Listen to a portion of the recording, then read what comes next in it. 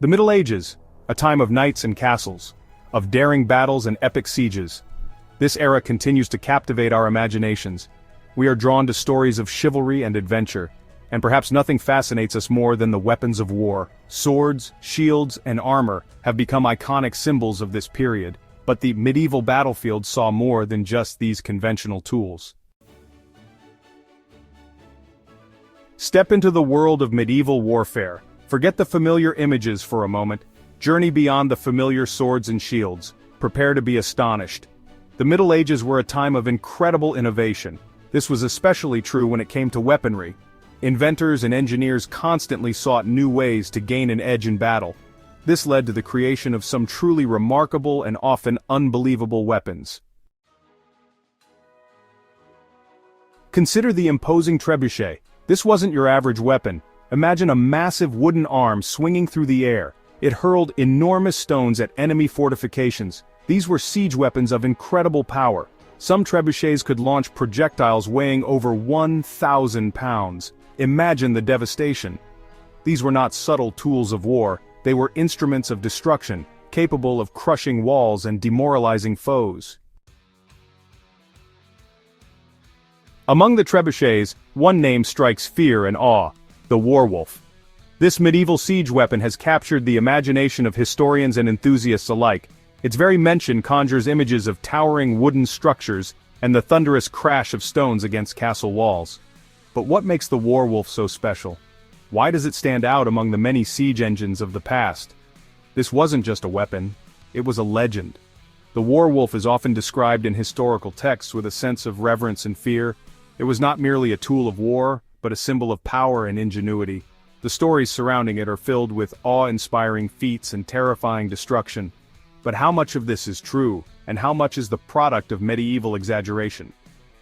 Built by King Edward I of England, the warwolf was said to be the largest trebuchet ever constructed. Its size was staggering. Its power was unimaginable. According to some accounts, it took several months and hundreds of skilled workers to build this colossal machine. The sheer scale of the warwolf was meant to intimidate and demoralize the enemy even before a single stone was hurled. Some accounts claim it could hurl stones weighing over 3,000 pounds. Imagine the force required to launch such massive projectiles. The impact of these stones would have been devastating, capable of breaching the strongest fortifications of the time. The warwolf's range and accuracy were said to be unparalleled, making it a formidable weapon in any siege. Was it real, or a product of exaggerated tales? The line between fact and fiction often blurs in medieval history. While some historical records provide detailed descriptions of the warwolf, others are more ambiguous, leaving room for speculation. Could such a massive trebuchet have been built with the technology available at the time? Or is the warwolf a testament to the medieval penchant for grand storytelling? The debate continues to this day. Scholars and historians pore over ancient manuscripts, archaeological findings, and contemporary accounts to piece together the truth. Some argue that the warwolf was indeed a marvel of medieval engineering, while others believe it to be an exaggerated myth. The lack of concrete evidence only fuels the mystery, making the warwolf a subject of endless fascination and debate. Whether fact or fiction, the warwolf embodies the medieval obsession with creating the ultimate weapon. It represents the ingenuity, ambition, and sheer willpower of an era defined by conflict and conquest. The legend of the warwolf, real or imagined, continues to inspire and captivate, reminding us of the incredible feats humans can achieve when driven by necessity and imagination. The triple crossbow power at a price. From siege weapons we turn to personal arms. The evolution of weaponry in medieval times was marked by constant innovation and the relentless pursuit of power. Among these innovations, the crossbow stands out as a significant leap forward in personal armament. The crossbow was a game-changer in medieval warfare. Unlike traditional bows, it required less physical strength to operate, making it accessible to a wider range of soldiers. Its ability to penetrate armor made it a formidable weapon on the battlefield, but some inventors sought even greater power. Enter the triple crossbow. This ambitious design aimed to multiply the crossbow's already impressive power by adding more bows to a single stock. As its name suggests, this weapon featured 3 bows mounted on a single stock. The concept was straightforward. More bows would mean more power. allowing the weapon to fire bolts with greater force and range. The idea was simple: more bows, more power. In theory, this would make the triple crossbow an incredibly powerful weapon, capable of changing the course of battles with its enhanced capabilities. In theory, it could fire bolts with incredible force and range. The potential for such a weapon was immense, promising to deliver devastating blows to enemy forces from a distance. However, the reality was far less impressive. The triple crossbow, despite its innovative design, faced numerous practical challenges that hindered its effectiveness. The triple crossbow was notoriously difficult to load and fire accurately. The added complexity of managing 3 bows made the weapon cumbersome and slow to operate, which was a significant drawback in the heat of battle. Its complexity made it unreliable and impractical for battlefield use. Many soldiers found it more of a hindrance than a help, leading to its eventual abandonment in favor of more reliable weaponry. The triple crossbow serves as a reminder that in the quest for power, practicality often holds the final say. The ballista stands out as another fascinating example of medieval ingenuity. This weapon was essentially a giant crossbow. It used twisted ropes of sinew or hair to create torsion. This torsion powered the weapon's impressive range. Ballistae could hurl large bolts or stones with incredible accuracy. They were particularly effective in siege warfare. Roman armies used ballistae extensively. Their legacy continued into the Middle Ages. They remained a formidable weapon on the battlefield for centuries. Why did so many of these incredible weapons never live up to their promise? The medieval era was a time of great innovation, with inventors and craftsmen constantly pushing the boundaries of what was possible. Yet, despite their best efforts, many of these weapons fell short of their potential. The answer lies in the limitations of medieval technology. Blacksmiths and craftsmen worked tirelessly, but they were constrained by the tools and techniques available to them.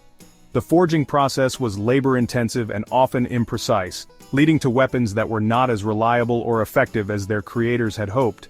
Material science was in its infancy. The quality of the metals and other materials used in weapon making varied greatly, and there was little understanding of how to manipulate these materials to achieve the desired properties. This often resulted in weapons that were brittle, heavy, or otherwise flawed. Engineering principles were not as advanced as they are today. Medieval engineers and inventors had to rely on trial and error, and their understanding of mechanics and physics was limited. This meant that even the most ingenious designs could be plagued by unforeseen issues and inefficiencies. While inventors could conceive of incredible weapons, actually building and using them effectively was another matter entirely. The gap between imagination and reality was often vast, and many promising designs never made it past the prototype stage. Those that did were frequently difficult to produce and maintain. The Warwolf, for all its legendary power, may have been simply too large and cumbersome to be practical.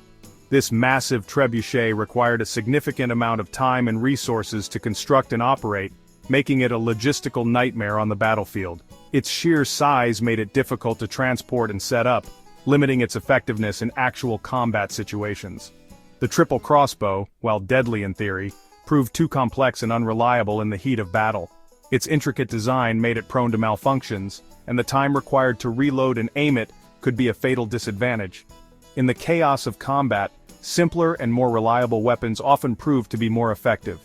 Despite these limitations, the innovations of the medieval period laid the groundwork for future advancements in weaponry and technology. Each failure was a learning experience, pushing the boundaries of what was possible, and paving the way for the more sophisticated weapons and engineering marvels of later eras. The spirit of innovation and the relentless pursuit of improvement are legacies that continue to inspire us today. Despite their impracticality, these impossible weapons continue to fascinate us. They offer a glimpse into the minds of medieval engineers and their relentless pursuit of military advantage. These weapons have also found new life in popular culture. Movies, television shows, and video games often feature exaggerated versions of medieval weaponry. While not always historically accurate, these depictions capture the spirit of innovation and the awe-inspiring nature of these ancient tools of war. The medieval period, often viewed through a simplified lens, was a time of remarkable technological advancement. The weapons born from this era, both practical and impossible, stand as a testament to the creativity and ingenuity of our ancestors. While some designs ultimately failed or proved impractical, they pushed the boundaries of what was considered possible. These weapons, whether celebrated for their effectiveness or remembered for their ambition, continue to inspire awe and wonder. They remind us that the human drive to invent and innovate knows no bounds,